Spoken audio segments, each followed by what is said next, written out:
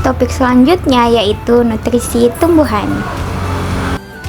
Kami dari kelompok 1 dari kelas pendidikan biologi C beranggotakan Suci Raihana dengan NIM belakang 0022, Nur Asida dengan NIM belakang 1044, dan Nurul Asmi Rustan dengan NIM belakang 0023. Serta dosen sebagai pengampu mata kuliah ini yaitu Dr. Ismail MS. Selanjutnya mari kita belajar mengenai nutrisi pada tumbuhan.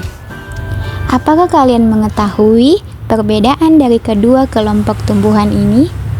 Jika tidak, mari kita simak video berikut ini. Sama seperti manusia, tanaman juga membutuhkan gizi seimbang untuk dapat tumbuh dan berkembang. Gizi atau nutrisi tanaman ini dikenal dengan istilah unsur hara. Secara umum, terdapat dua jenis unsur hara. Pertama, unsur hara makro. Jenis nutrisi ini ditumbuhkan dalam jumlah yang besar seperti nitrogen, fosfor, kalium, kalsium, dan magnesium. Kedua, unsur hara makro.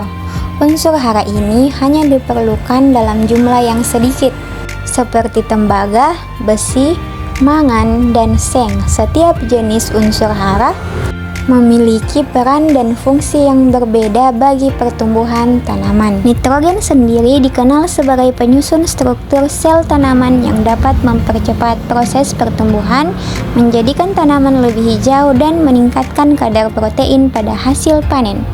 Berbeda dengan fosfor yang lebih berperan dalam pertumbuhan benih, akar bunga, dan buah.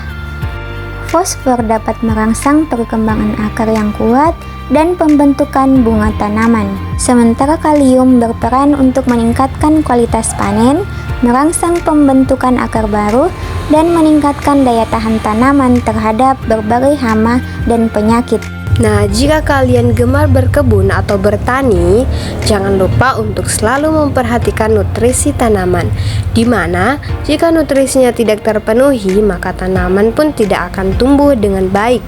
Lantas, bagaimana sih kita dapat mengetahui jika tanaman kekurangan nutrisi?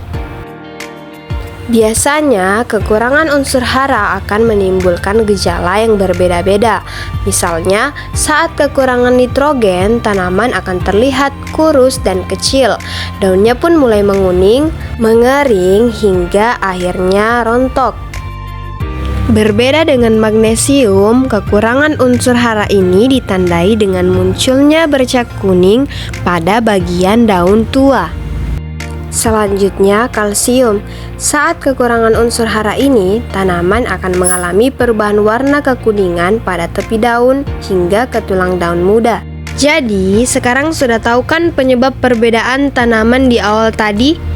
Tanaman B terlihat lebih sehat dan segar karena kebutuhan nutrisinya terpenuhi dengan baik.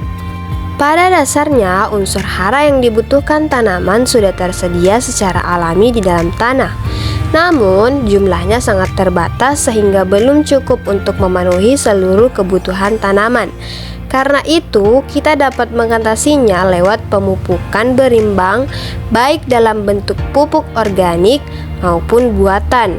Setiap tanaman tentu memiliki kebutuhan yang berbeda.